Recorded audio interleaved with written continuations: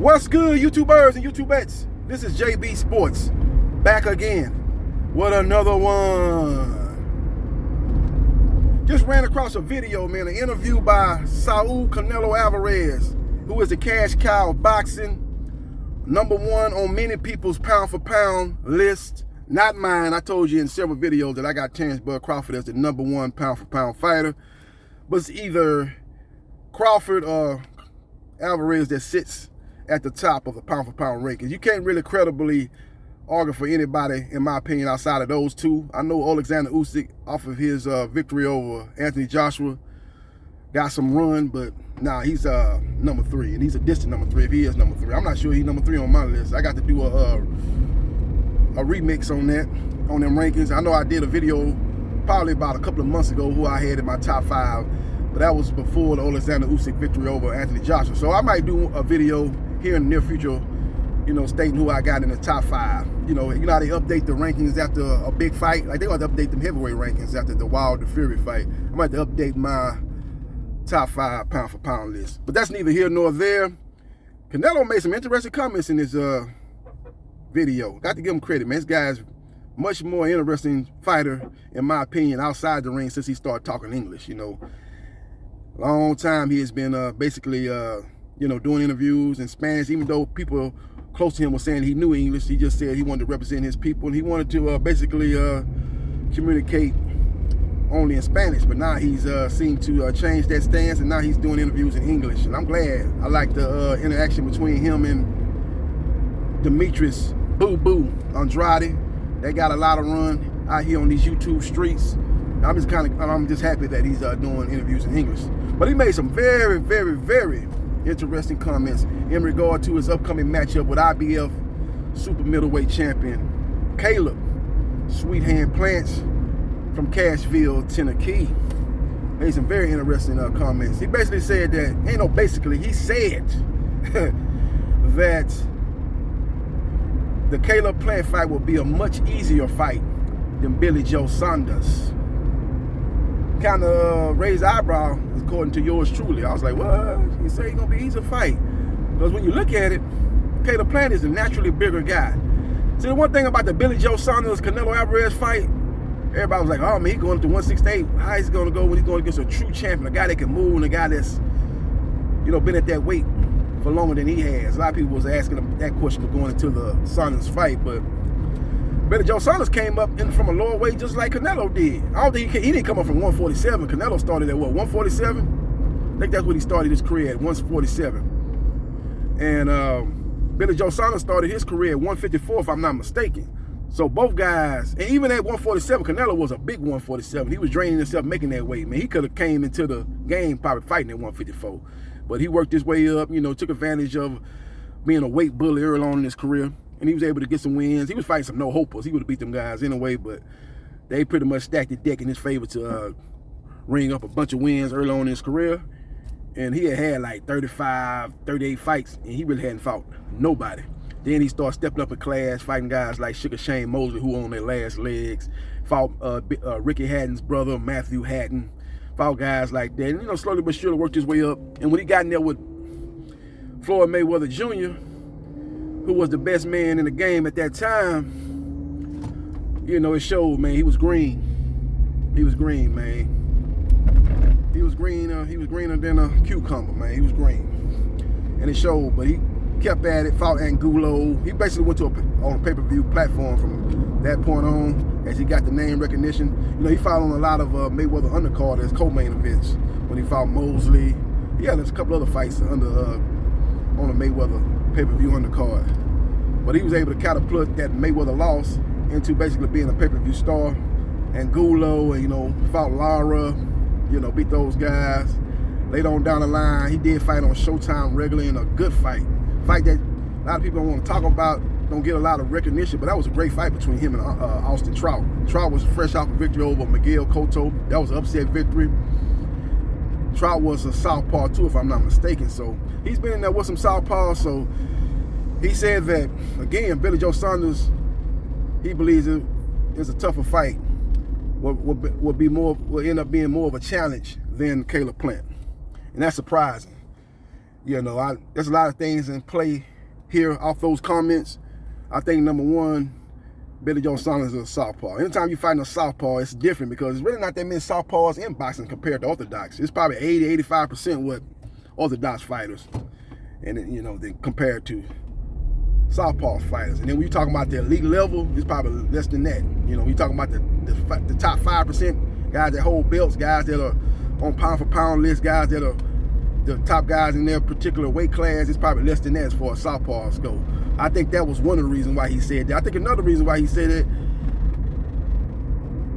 he don't think Caleb Plant been in with the type of competition that's going to get him ready for a fight with Canelo.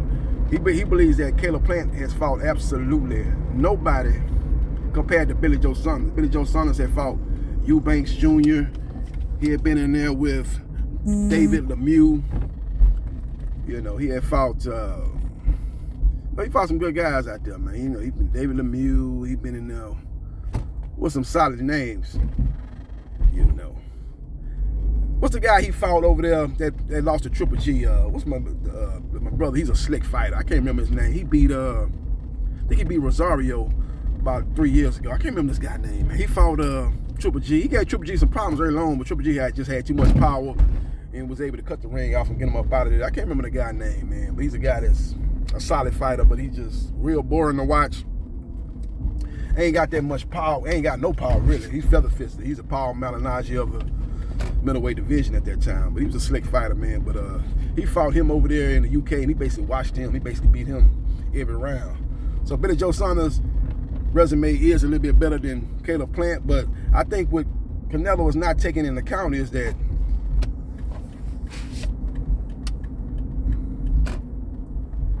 Caleb Sweethand Plants is a naturally bigger guy. He's got power.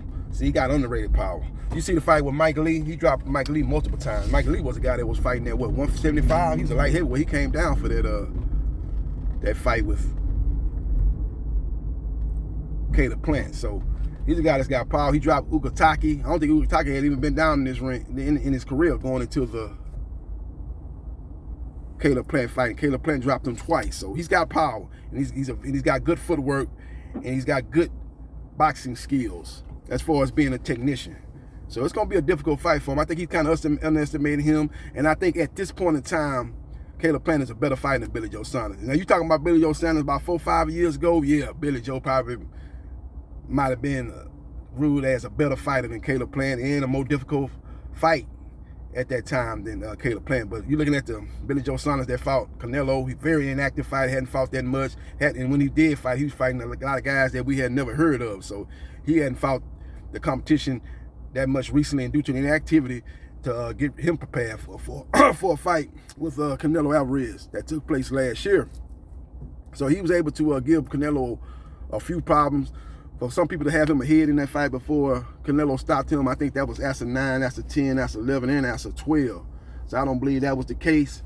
I believe he did win a few rounds, maybe 2 or 3 rounds, but Canelo definitely was ahead, and the momentum of the fight was always in Canelo Alvarez's favor. He was always pushing the pace, he was closing the distance, he was landing his shot, doing good body work, and he was slowly but surely chopping Billy Joe Saunders down like a tree. And ultimately, get him up out of there with that shot to the orbital bone, smash his orbital bone, and then his corner waved that white flag, and the fight was stopped. So we will see what happens. We will see what transpires. Another thing that caught my eye is they asked him about fighting a Mexican-American and David Benavidez. As Canelo has said that he don't want to fight a Mexican fighter again. He represents his country of Mexico, and he don't want to do that no more. And Brian Custer, who hosted the Last Stand podcast, asked him about, what about a Mexican-American, David Benavidez? And you can tell by his answer, he's not looking to fight David Benavidez. He was like, you know, well, sure, maybe. You know, basically said sure, maybe, who knows, why not, basically thing, you know. But then when they went to the fan question, one of the fans asked him, who would he rather fight, David Benavidez or Jermell Charlo? And he said Charlo. So I think that's the best case scenario if you are working for the PBC, to try to lounge the fight with Charlo. Because if you try to push David Benavidez to Canelo Alvarez, he's probably going to go into another direction. Maybe he goes fight Dimitri Bivol or Beterbiev, you know, and starts back working with Eddie Hearn. So I think if I'm Al Heyman, if I'm Tom Brown, if I'm Watson, I'll be pushing for Jamal Charlo, the WBC middleweight champion, to fight Canelo Alvarez, to move up and fight Canelo Alvarez. So I think that's what they need to do. But another question they asked him about maybe a potential fight with Errol Spence Jr. And he basically said, yeah, well, you know, he would be, you know, willing to take that fight on. He said, you know, who knows in the future, but he basically was a thumbs up on that fight. He was thumbs up on a lot of potential matchups besides David Benavidez. He had asked him about Triple G. Do you think Triple G is a great fighter? He said yes. But they should have asked him about would he be willing to fight Triple G next? Because after we had this great trilogy with Fury and Wilder, a lot of people might want to see a trilogy with Triple G and Canelo Alvarez. But Triple G, based on his last few performances, he's about to turn 40, man. He seems to be on his last legs, but maybe he can turn back that clock one more time due to the backstory and the history and the feud that he has with Canelo Alvarez.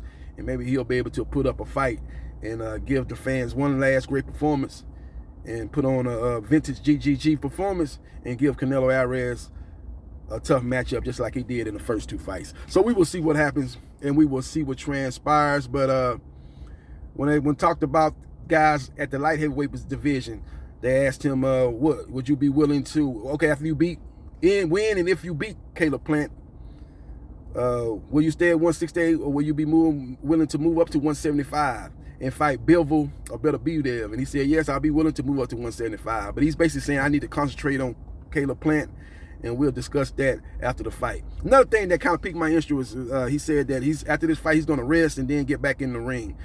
And this leads to me to believe that his next fight is going to be Cinco de Mayo, May of 2022. Now, right after the Wilder lost to Fury in the third fight, a lot of people were saying, man, you know what I would do? I would set up Deontay Wilder versus Andy Ruiz Jr. for Cinco de Mayo 2022. That would give Wilder enough time to rehabilitate, rest, and get back to training and, you know, be ready to rock and roll, you know, in May of 2022. That'd be enough time. You know, you fought in, you know, October. You got November, December, January, February, March, April, May. That's 7 months to recuperate. He should be ready to rock and roll in May. So a lot of people were speculating that that could be the next fight. Now Andy Ruiz is saying he's coming back in December. Prince Charles Martin is the front runner for that fight. He gets through that fight, they set the stage for Deontay Wilder versus Andy Ruiz Jr. That fight will be a mega fight on either Showtime pay-per-view or Fox pay-per-view. That would be a mega fight. And they said it could be on Cinco de Mayo, but based on Canelo Alvarez's comments on the Last Stand podcast, he said he's going to take a little bit of a rest, and that leads me to think that his next fight is going to be in May. He's going to take a little bit of a break and get back to fighting on the holidays. You know, he didn't fight on the last holiday as far as Mexican Independence Day. I think he's going to be ready to get back to fighting on that date. And that'll be Cinco de Mayo and Mexican Independence Day. Now, he did say he wanted to fight 3 or 4 times a year. Maybe he might try to squeeze in a fight maybe in December of 2022, but you can best believe that his next fight, in my opinion, will be on Cinco de Mayo. And in the 3 fights that I think will be his next fight, in my opinion, will be Jamal Charlo. I keep saying Jamal Charlo, the WBC middleweight champion. I think he's the front runner. And then you got Dimitri Bivol, the WBA light heavyweight champion. That fight will be pushed by his promoter, Eddie Hearn. And then you got Arthur Beterbiev, who in many people's opinion is the #1 light heavyweight in the division. Now he's got to take care of Marcus Brown. That's a mandatory that's going to take place later on this year. He gets through that fight. Those will be the 3 top names, in my opinion, that be lined up to fight Canelo Alvarez in May, Cinco de Mayo weekend of 2022. Let me know your thoughts about Canelo Alvarez saying that Caleb Plant will be an easier fight than Billy Joe Saunders. And let me know your thoughts about Canelo Alvarez basically giving a thumbs down on a potential matchup with David Benavidez Jr. I think that's the fight that they're trying to line up next, actually, because he's fighting a week later, fighting against Jose Ukataki. And that's probably the biggest money fight for Canelo Alvarez. I think that's a bigger money fight than even Jamal Charlo fight, because you got 2 Latino fighters. The Mexican fan base is going to eat that up. Then you got a lot of the American fan base believe that Benavidez is going to be Canelo Alvarez's toughest opponent out there.